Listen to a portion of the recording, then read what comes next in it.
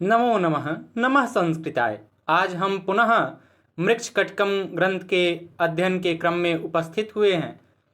पिछली कक्षा में हमने मृच्छकटिकम ग्रंथ के मंगलाचरण का अध्ययन किया था। जो प्रथम अंक में 2 मंगलाचरण हैं उनका हमने अध्ययन कर लिया था, जिसमें पहला जो मंगलाचरण था वह सृगधरा छंद में था और दूसरा मंगलाचरण वह पथ्यावक्त्र छंद में था।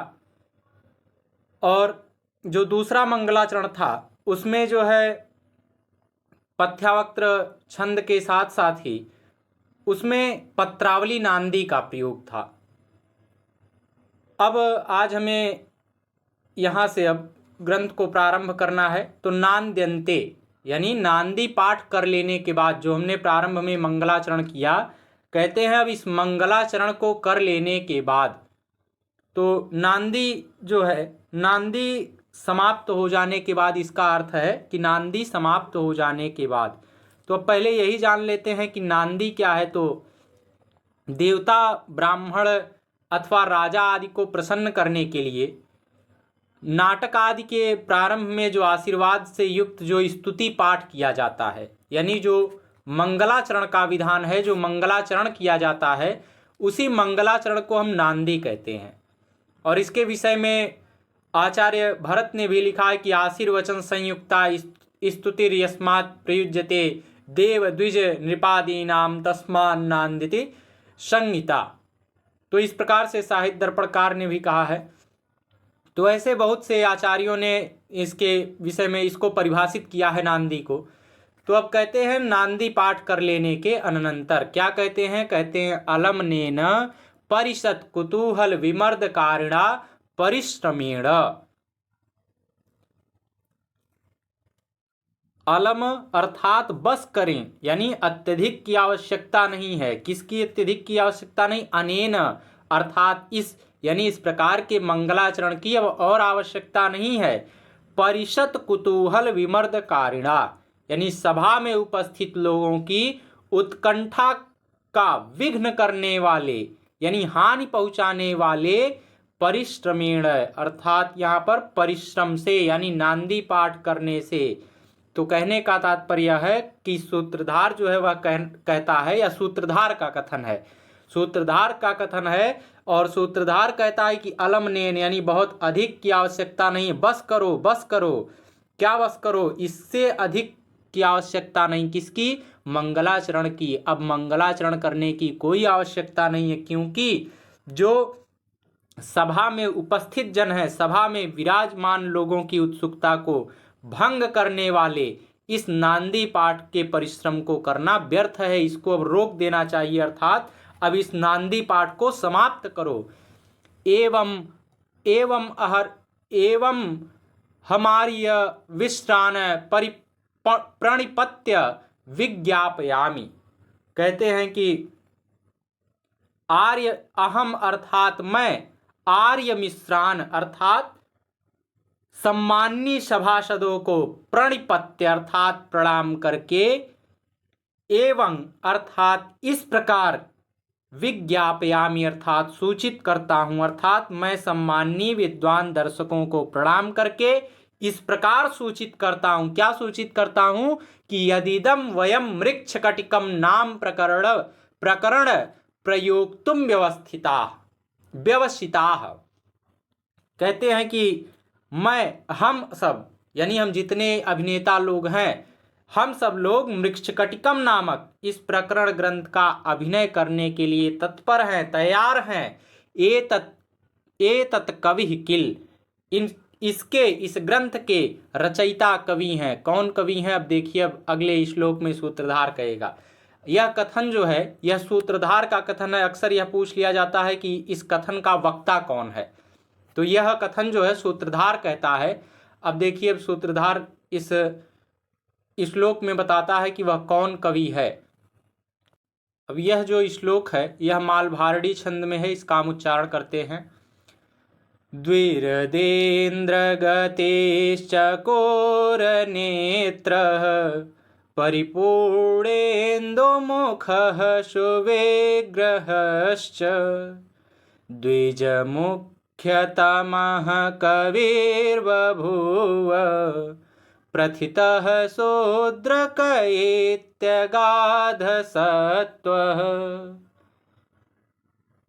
इसका अन्वय है कि द्विरदेन्द्रगतिः चकोरनेत्रः परिपूर्णेन्दुमुखः सुविग्रहः द्विज मुख्यतमः अगाधसत्त्वः च शूद्रक इति प्रथितः कविः बभूव।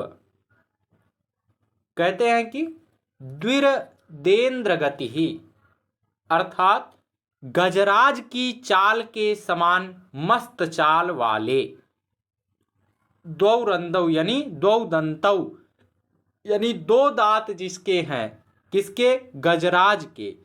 ऐसे गजराज के समान मस्त चाल वाले चकोर नेत्र अर्थात चकोर नामक पक्षी की आंखों के समान सुंदर आंखों वाले, परिपूर्णेन्दु मुख अर्थात परिपूर्ण चंद्र यानी पौर्णमासी के चंद्रमा के तुल्य मुख वाले, सुविग्रह अर्थात सुंदर शरीर वाले, अगाध सत्व अर्थात असीमित बल वाले, च अर्थात और, द्विज मुख्यतम अर्थात क्षत्रियों में श्रेष्ठ, शूद्रक अर्थात शूद्रक, इति इस नाम से प्रथितः अर्थात प्रसिद्ध, कवि अर्थात काव्य निर्माता, बभूव अर्थात हुए। इसका हम शाब्दिक अर्थ देखते हैं। द्विरेंद्र गति अर्थात गजराज की चाल के समान मस्त चाल वाले, चकोर नेत्र अर्थात चकोर नामक पक्षी की आंखों के समान सुंदर आंखों वाले, परिपूर्णेन्दु मुख अर्थात परिपूर्ण चंद्र, पौर्णमासी के चंद्रमा के तुल्य मुख वाले, सुविग्रह अर्थात सुंदर शरीर वाले, अगाध सत्व अर्थात असीमित बल वाले, च अर्थात और, द्विज मुख्यतम अर्थात क्षत्रियों में श्रेष्ठ, शूद्रक अर्थात शूद्रक, इति अर्थात इस नाम से प्रथितः अर्थात प्रसिद्ध, कवि अर्थात काव्य निर्माता, बभूव अर्थात हुए। देखिए बभू शब्द जो है यह भू धातु लिट लकार प्रथम पुरुष एक वचन में बभू शब्द बनता है। और कुछ यहाँ पर जो ऐसे शब्द हैं उसमें भी कुछ महत्वपूर्ण टिप्पणियाँ हैं, उनको भी हम देख लेते हैं। जैसे द्विरदेन्द्र, यहाँ पर जो द्विरदेन्द्र पद है इसमें द्विरद में द्विरद और इंद्र, इसका जब संधि करेंगे द्विरद इंद्र तब यह गुण संधि हो जाएगी और द्विरदेन्द्र शब्द संपन्न होगा। फिर है परिपूर्णेन्दु, यहाँ पर देखिए परिपूर्णेन्दु शब्द है, यह परिपूर्ण में इंदु शब्द जब हम जोड़ेंगे तो गुण संधि हो जाएगी और परिपूर्णेन्दु शब्द बनेगा। और फिर है इत्यगाध सत्व यानी अगाध सत्व, तो यहाँ पर इत में अगाध सत्व करेंगे तो यण संधि हो जाएगी। और समास की अगर बात करें तो द्विरदः, इसमें अगर हम समास करें तो द्विरदः हो जाएगा द्वौ रदौ दंतौ यस्य सह इति द्विरदः यानी हस्ती, यह बहुब्री समास इसमें हो जाएगा। और द्विरदेन्द्र गति द्विरदेशु इंद्र गति, इसमें षष्ठी तत्पुरुष समास हो जाएगा। और भी इसमें एक चीज है कि यह जो श्लोक है, यह श्लोक जो है यह प्ररोचना यहाँ से प्रारंभ हो जाती है। इसी श्लोक से यहाँ पर प्ररोचना प्रारंभ होती है। प्रारोचना क्या होती है? यह जो है भारतीय वृत्ति के चार भेद जिसमें प्ररोचना, वीथी, प्रहसन और आमुख के प्रथम अंगों में गिनी जाती है। तो आचार्य धनंजय ने प्ररोचना का लक्षण भी दिया है कि उन्मुखीकरणम तत्र प्रशंसातः प्ररोचना, अर्थात कवि प्रशस्ति के द्वारा सामाजिकों को उसकी ओर उन्मुख करना, उनके मन को आकृष्ट कर लेना, यही प्ररोचना है।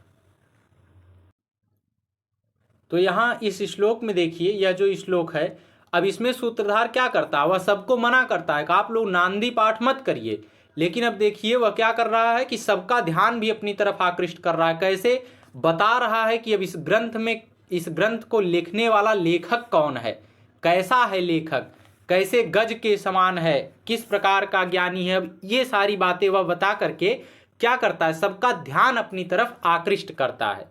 पुनः एक बार हम श्लोक का उच्चारण करते हैं। द्विरदेन्द्रगतिश्चकोरनेत्रः परिपूर्णेन्दुमुखः सुविग्रहश्च द्विजमुख्यतमः कविर्बभूव प्रथितः शूद्रक इत्यगाधसत्व। अर्थात गजराज की मस्त चाल के समान मस्त चाल वाले चकोर नामक पक्षी की आंखों के तुल्य आंखों वाले पौर्णमासी के समस्त कला परिपूर्ण चंद्रमा के समान सुंदर मुख वाले और सुंदर सुगठित शरीर वाले असीमित बल वाले क्षत्रियों में श्रेष्ठ शूद्रक नाम से प्रसिद्ध कवि हुए। इसकी टिप्पणी में हम बताएंगे कि इसमें मालभारणी छंद है और इसमें लुप्तोपमा अलंकार है। इसमें देखिए जो सूत्रधार है वो कवि के व्यक्तित्व का परिचय देते हुए बताता है कि वह जो प्रसिद्ध नाम का वह शूद्रक राजा जो है वह 2 दांतों वाले हाथियों के स्वामी अर्थात गजराज की मस्त चाल के समान गमन करने वाला, धीरे धीरे चलने वाला है और अपने नाम से प्रसिद्ध पक्षी विशेष यानी जो चकोर होता है, चकोर का नेत्र बहुत सुंदर माना गया है।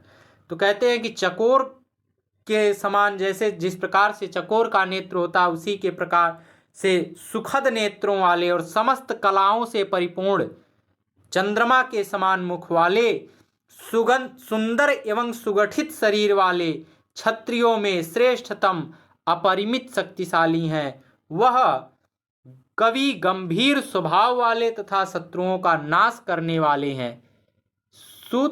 सूदते शत्रुनीति इस व्युत्पत्ति के आधार पर शूद्रक नाम वाले प्रसिद्ध तथा काव्य निर्माण में कुशल कवि हुए, ऐसा यहाँ पर सूत्रधार बताता है। अब आगे कहता है अपिचा, यानी अभी आगे और भी अब बताएगा। पूरे इस ग्रंथ में ये समझ लीजिए कि प्रवेश करा देगा कि क्या क्या है मुख्य रूप से इस ग्रंथ में। तो अब उसमें देखिए, अब यह जो श्लोक है यह श्लोक श्रगधरा छंद में है और इसमें भी वह राजा शूद्रक के ही विषय में बताते हैं, सूत्रधार बताता है। इसका हम उच्चारण करते हैं। ऋग्वेदं सामवेदं गणितमथ कलां वैशिकीं हस्तिशिक्षां ज्ञात्वा सर्वप्रसादाद् व्यपगततिमिरे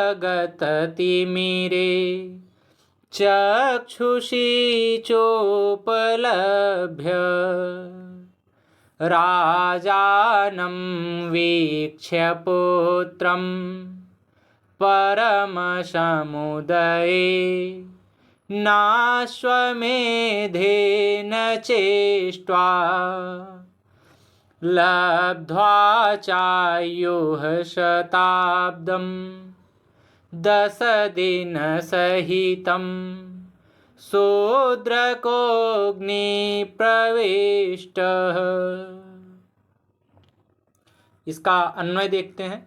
कहते हैं शूद्रकः ऋग्वेदं सामवेदं गणितम् अथ वैशिकीं कलां हस्तशिक्षां ज्ञात्वा सर्वप्रसादात् च अव्यपगत तिमिरे चक्षुषी उपलभ्य पुत्रं राजानं वीक्ष्य परमसमुदयेन अश्वमेधेन च इष्ट्वा 10 दिनसहितं दशाब्दम् आयुः च लब्ध्वा लक्वा अग्निं प्रविष्टः। कहते हैं कि शूद्रकः अर्थात शूद्रक नाम के राजा कवि ने ऋग्वेदम अर्थात ऋग्वेद संहिता को, सामवेदम सामवेद को, गणितम अर्थात अंक विद्या और ज्योतिष को, अथ अर्थात और, वैशिकीम अर्थात नाट्य शास्त्र को अथवा वैश्य संबंधिनी कृषि व्यापार रूप कला को, कलाम अर्थात शास्त्रों में वर्णित 64 प्रकार की कलाओं को, हस्त शिक्षाम अर्थात हाथियों को नियंत्रण में रखने की शिक्षा को, ज्ञात्वा अर्थात जानकर, च अर्थात और, सर्व प्रसादात अर्थात भगवान शंकर की कृपा से, व्यापगत तिमिरे अर्थात अज्ञान रूपी अंधकार से रहित, चक्षुषी अर्थात नेत्रों को, उपलभ्य अर्थात प्राप्त करके, पुत्रम अपने पुत्र को, राजानम अर्थात राजा रूप में यानी राज सिंहासन पर विराजमान करके, वीक्ष यानी देख करके, च अर्थात और, परम समुदायेन अर्थात अत्यंत उत्थान कराने वाले, अश्वमेधेन अर्थात अश्वमेघ नामक यज्ञ से, इष्ट्वा अर्थात यजन करके अर्थात अश्वमेघ नामक यज्ञ को संपादित करके, च अर्थात और, 10 दिन सहितम अर्थात 10 दिनों के सहित, शताब्दम अर्थात 100 वर्षों की आयु अर्थात जीवन काल, लब्ध्वा अर्थात प्राप्त करके, अग्निम अर्थात अग्निहोत्र में,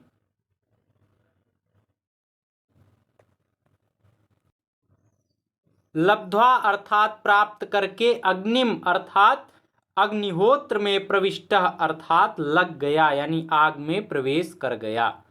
अब इसका हम शाब्दिक अर्थ देखते हैं।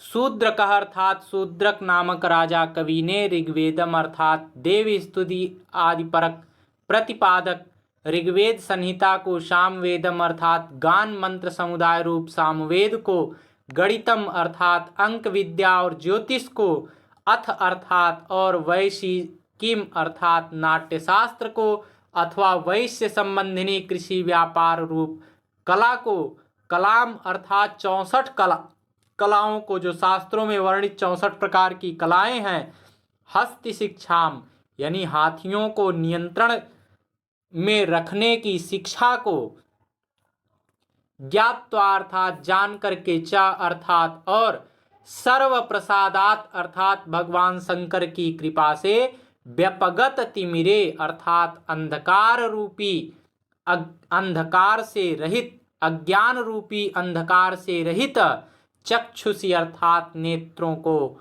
उपलभ्य अर्थात प्राप्त करके, पुत्रम अर्थात अपने पुत्र को, राजानम अर्थात राज सिंहासन पर विराजमान करके, राजा रूप से, वीक्ष अर्थात देखकर, च अर्थात और, परम समुदयेन अर्थात अत्यंत उत्थान कराने वाले, अश्वमेधेन अर्थात अश्वमेघ नामक यज्ञ से, इष्ट्वा अर्थात यजन करके अर्थात अश्वमेघ नामक यज्ञ को संपादित करके, च अर्थात और, 10 दिन सहितम अर्थात 10 दिनों के सहित, शताब्दम अर्थात 100 वर्षों की आयु अर्थात जीवन काल, लब्ध्वा अर्थात प्राप्त करके, अग्निम अर्थात अग्निहोत्र में, प्रविष्ट अर्थात लग गया अथवा आग में प्रवेश कर गया।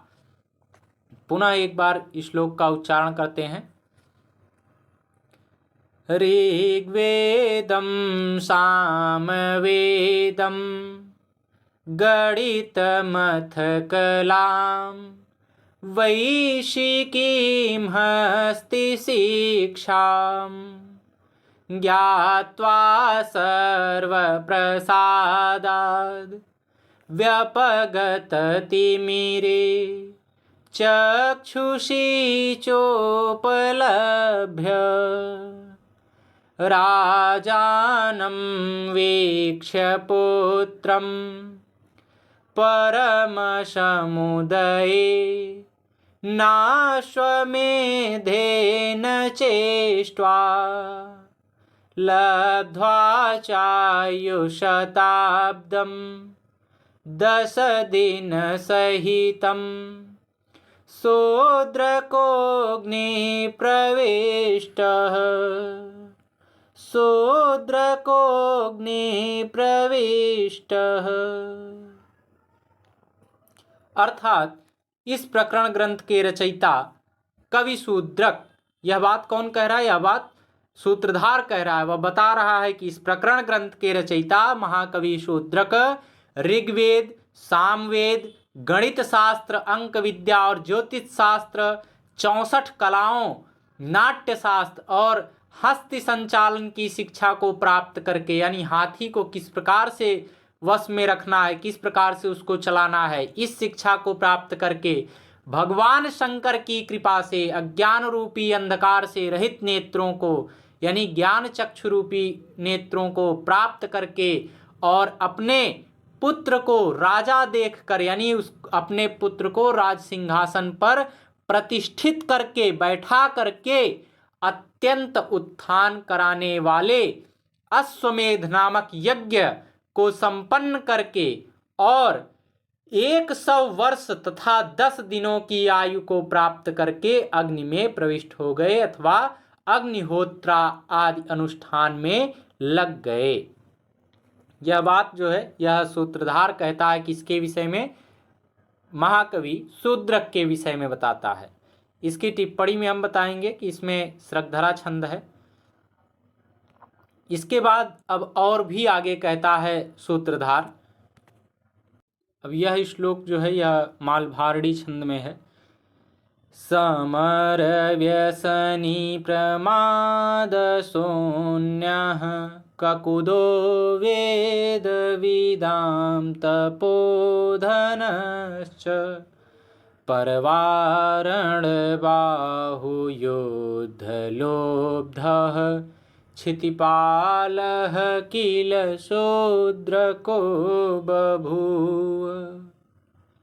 इसका अन्वय है शूद्रकः समर व्यसनी प्रमाद शून्यः वेद विदाम ककुदः तपोधनः परवारण बाहुयुद्धलुब्धः च क्षितिपालः बभूव किल।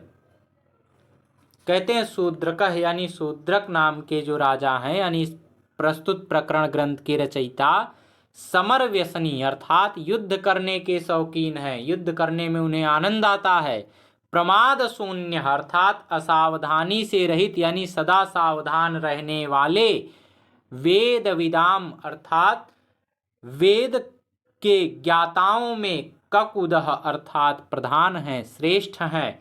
तपोधन अर्थात तपस्या ही जिनका धन है, ऐसे तपस्वी च अर्थात और पर वारण बाहु युद्ध लुब्ध अर्थात शत्रुओं के हाथियों की सूंडों से लड़ने के लोभी। क्षितिपाल अर्थात पृथ्वी के पालन करता यानी राजा। बभू अर्थात हुए। किल अर्थात ऐसी प्रसिद्धि है। इसका शाब्दिक अर्थ देखते हैं। कहते हैं शूद्रकः अर्थात शूद्रक नाम के यानी प्रस्तुत प्रकरण ग्रंथ के रचयिता शूद्रक नाम के समर व्यसनी अर्थात युद्ध करने के शौकीन, प्रमाद शून्य अर्थात असावधानी से रहित सदा सावधान रहने वाले, वेद विदाम अर्थात वेदों के ज्ञाताओं में, ककुदः अर्थात प्रधान यानी श्रेष्ठ, तपोधन अर्थात तपस्वी यानी तपस्या ही जिनका धन है, चा अर्थात और परवारण बाहु युद्ध लुब्ध अर्थात शत्रुओं के हाथियों के सूंडों से लड़ने के लोभी। क्षितिपाल अर्थात पृथ्वी के पालन करता राजा। बभू अर्थात हुए। किल अर्थात ऐसी प्रसिद्धि है। पुनः एक बार श्लोक को देखते हैं। समर व्यसनी प्रमाद शून्यः ककुदो वेद विदाम तपोधनश्च परवारण बाहुयोद्ध लोब्धः क्षितिपालः किल शूद्रको बभूव।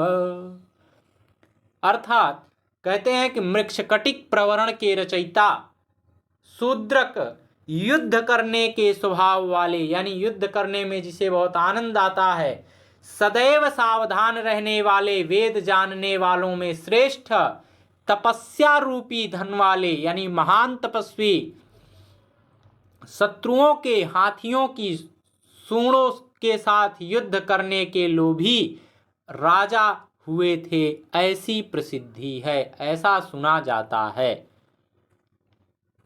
इसकी टिप्पणी में हम बताएंगे कि इसमें मालभारणी छंद है और इसमें परिकर नामक अलंकार भी है। देखिए यहाँ पर सूत्रधार जो है वह कवि शूद्रक के बारे में बता रहा है कि वह युद्ध कला में भी कुशल थे। वह केवल कवि ही नहीं थे बल्कि युद्ध करने में भी प्रवीण थे, इसलिए वह सदैव युद्ध में सदैव संलग्न रहते थे। प्रमाद रहित यानी सदैव सावधानी पूर्वक कार्य संपन्न करने वाले थे।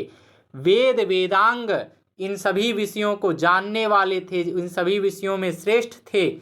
तप ही उनका धन था, यानी वह एक महान तपस्वी भी थे, शक्तिशाली भी थे और इतने अधिक शक्तिशाली थे कि शत्रु दल के जब राजा हाथियों को लेकर के हाथी पर सवार होकर जब लड़ने के लिए आते थे, विराजमान होकर आते थे, तो वहां पर वह राजा पहले किसी राजा को ना मार करके पहले हाथी के सूंड से ही युद्ध करने लग जाते थे।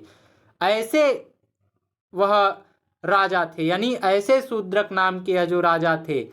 यह निश्चित रूप से प्रसिद्धि है। कहने का भाव यह है कि वह शूद्रक निरंतर युद्ध में उद्यत रहने वाला, प्रमाद रहित, वेद वेत्ता, तपह मूर्ति, मल्ल युद्ध प्रेमी राजा था। यहाँ पे यही सूत्रधार कहना चाहता है। अब फिर आगे सूत्रधार कहता अस्यांच तत्कृतौ। अस्यांच अर्थात उस राजा शूद्रक की, तत्कृतौ यानी मृक्ष कटकम नामक इस कृति में। अब यहाँ पर फिर एक श्लोक जो है वह सूत्रधार बोलता है। अब यह श्लोक जो है यह उपेंद्र वज्रा छंद में सूत्रधार बोलता है। अवंतिपुर्यां द्विजसार्थबाहो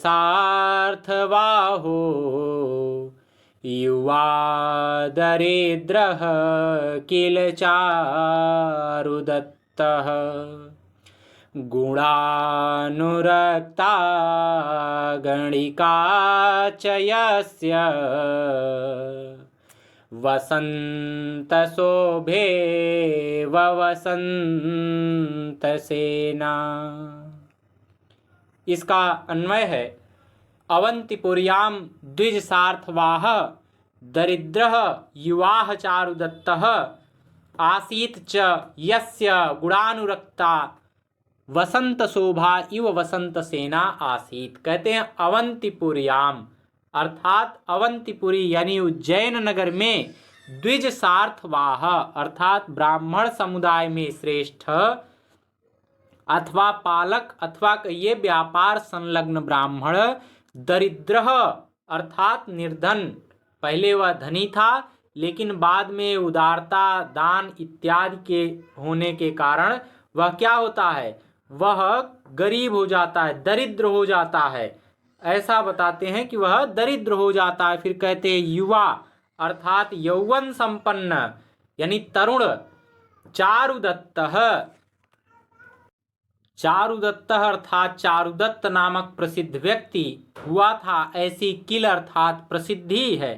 च अर्थात और, यस्य अर्थात जिस चारुदत्त के गुणानुरक्ता यानी गुणों के कारण अनुराग करने वाली, वसंत शोभा इव अर्थात वसंताख्य ऋतु विशेष की सुंदरता के समान। वसंत ऋतु बहुत सुंदर मानी जाती है, तो ऐसी वसंत ऋतु के समान सुंदरता के समान वसंत सेना यानी इस वसंत सेना नाम वाली गणिका अर्थात वैश्या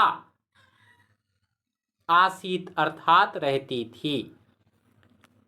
अब इसका शाब्दिक अर्थ देखते हैं। कहते हैं अवंतिपुर्याम अर्थात अवंतिपुरी यानी उज्जैन नगर में द्विज सार्थवाह अर्थात ब्राह्मण समुदाय में श्रेष्ठ अथवा पालक अथवा व्यापार संलग्न ब्राह्मण दरिद्र अर्थात निर्धन, पहले धनी किंतु बाद में उदार दानी होने के बाद में दरिद्रता को प्राप्त, युवा अर्थात यौवन संपन्न तरुण, चारुदत्त अर्थात चारुदत्त नामक प्रसिद्ध व्यक्ति हुआ था। किल अर्थात प्रसिद्धि है, चा अर्थात और, यस्य अर्थात जिस चारुदत्त के गुणानुरक्ता यानी गुणों के कारण अनुराग करने वाली, वसंत शोभा यानी वसंत ऋतु की शोभा के समान, वसंत सेना यानी वसंत सेना इस नाम वाली गणिका अर्थात वैश्या उसी उज्जैनी में थी। पुनः एक बार हम श्लोक का उच्चारण करते हैं। अवंतिपुर्यां द्विजसार्थबाहो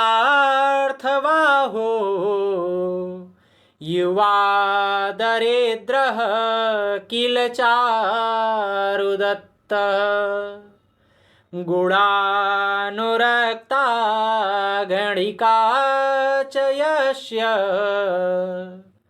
वसंत शोभे वसंत सेना। अर्थात उज्जैन नगर में ब्राह्मण श्रेष्ठ अथवा व्यापारी ब्राह्मण जो पहले धनी था किंतु दानी होने के कारण बाद में निर्धन हो गया, ऐसा युवक चारुदत्त रहता था और जिसके दया दाक्षिण्य आदि गुणों के कारण प्रेम करने वाली, वसंत ऋतु की सुंदरता के समान सुंदरता वाली वसंत सेना नामक गणिका भी वहाँ रहा करती थी। देखिए अब इस श्लोक में जो है प्रायः नाटक में ऐसा होता है कि नाटक का नायक कोई देव पुरुष अथवा राजपुरुष होता है। इस नाटक का नायक चारुदत्त ब्राह्मण है जो ब्राह्मण के साथ साथ व्यापारी भी है, और चारुदत्त का व्यापारी होना यह सिद्ध करता है कि वह ब्राह्मणोचित कर्म नहीं कर रहा है।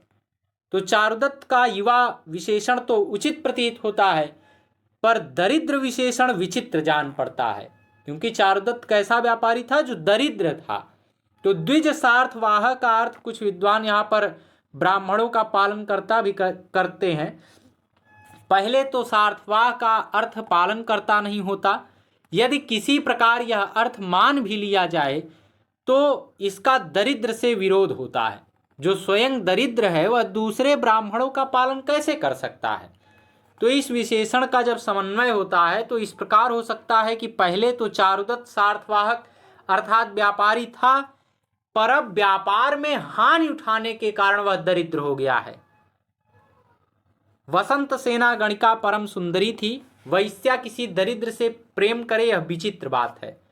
तो वसंत सेना चारुदत्त के गुणों के प्रति अनुरक्त थी, इससे वसंत सेना की उत्तम रुचि के साथ साथ चारुदत्त के गुणी, शील संपन्न और सज्जन होने का भी संकेत मिलता है। दरिद्र ब्राह्मण इस नाटक का नायक और वैभव संपन्न वैश्या नायिका है, यह बात भी इस श्लोक में बहुत विचित्र ही है। तो यह देखिए इसमें जो है अब सूत्रधार ये कहानी को बताना प्रारंभ कर दिया है कि ये कैसा है। यह ग्रंथ जो है उसमें नायक कौन है और नायिका कौन है, और नायक कैसा है और नायिका कैसी है, यह इस श्लोक में बता देता है। क्योंकि इसमें बता देता है कि वह जो नायक है वह निर्धन हो चुका है, एकदम गरीब है, उसके पास धन नहीं है, लेकिन जो नायिका है वह बहुत सुंदर रूप वाली है, गणिका नायिका है, यानी वह गणिका नायिका वैश्या को कहा जाता है।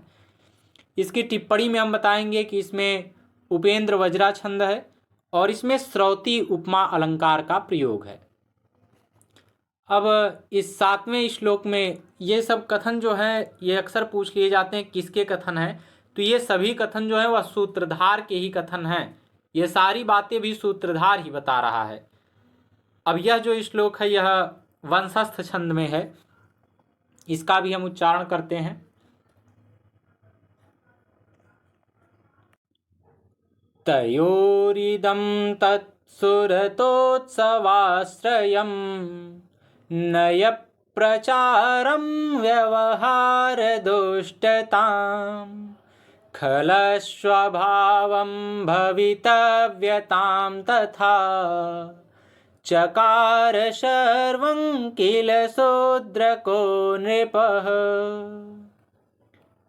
इसका अन्वय है तयोः सत्सुरतो सवाश्रयं व्यवहार दुष्टतां खलस्वभावं तथा भवितव्यताम् इदं सर्वम् अस्याः कृतौ शूद्रकः नृपः चकार किल।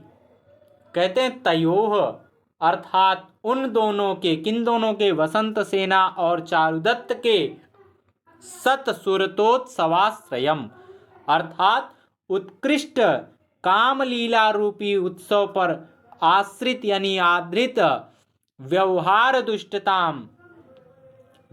दुष्टताम अर्थात मुकदमे के निर्णय की सदोषता खलस्वभावम अर्थात दुष्टों के स्वभाव तथा अर्थात और